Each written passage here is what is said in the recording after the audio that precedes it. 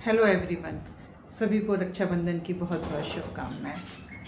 योग में हम बहुत अच्छी प्रैक्टिस करते हैं पोज में रुकने की, और ये प्रैक्टिस हम करते हैं आसनों के साथ भी और ब्रीदिंग वर्क में भी। जब हम श्वास को लेते हैं तो श्वास को लेते समय रुकना, श्वास को छोड़ते हुए रुकना, पोज को रुकना, पोज में आ गए जहाँ हमें बहुत स्ट्रेच फील हो रहा है वहाँ पे रुकना।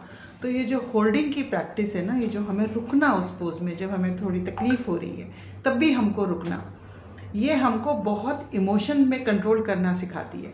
धीरे धीरे हमें अपने इमोशंस पे कंट्रोल आने लगता है। और एक हमारा इमोशन होता है क्रोध, गुस्सा, क्योंकि ये एक ऐसा इमोशन है जिस पे हमारा कोई नियंत्रण नहीं रहता। जब हमें गुस्सा आता है तो हम कोई भी चीज़ पे तुरंत रिएक्ट करते हैं, हम वो विराम ही नहीं लेते हैं जहाँ हमें रुकना चाहिए। जब आपको गुस्सा आता है ना, तो आपको 100 गिनती तक रुक जाओ आप, उस समय आप तुरंत कुछ भी मत बोलो। लेकिन हम क्या करते हैं कि तुरंत जवाब देते हैं, और जब कोई अच्छी बात कहनी होती है तो बोलते हैं बाद में कहेंगे। और ये प्रैक्टिस होनी चाहिए उल्टी, और हम इसको करते हैं दूसरी तरह से। जब कुछ अच्छी बात कहनी होती है तो उसे कहते ही नहीं, और जब कुछ हमें गुस्सा आता है तो हम तुरंत रिएक्ट करते हैं।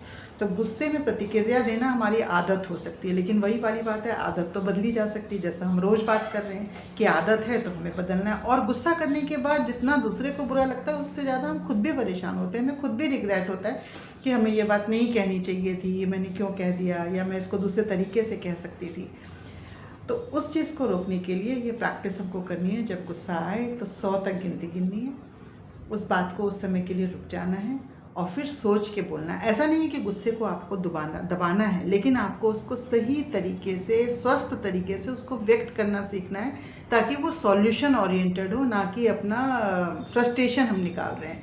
तो ये बहुत ज़रूरी है। तो गुस्सा जब भी आपको आए तो कोई अपशब्द मत बोलिए, कोई डिसीज़न मत लीजिए। ये हमेशा हमारे बड़े बुजुर्ग कहते हैं, कोई गुस्सा आए तो कोई भी निर्णय नहीं लेना चाहिए, क्योंकि उस समय आपके लिए गए आपके सारे निर्णय इमोशन से ड्राइव होते हैं, और वो सब के सब हमेशा रॉन्ग होते हैं। इसलिए हमेशा पीसफुल माइंड से डिसीज़न लेना चाहिए। और सांस का जब हम काम करते हैं, ब्रेथ वर्क करते हैं, तो वो हमें पीसफुल होने में मदद करती है। और जब आप देखोगे गुस्सा आप करते हो, आपकी श्वासें बहुत तेज़ तेज़ हो जाती हैं।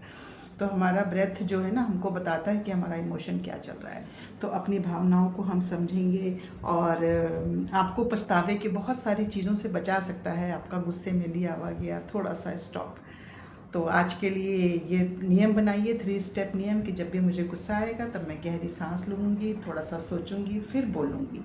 तो ये नियम आपको अपने गुस्से को आपके ऊपर हावी नहीं होने देगा। आज के लिए बस इतना ही।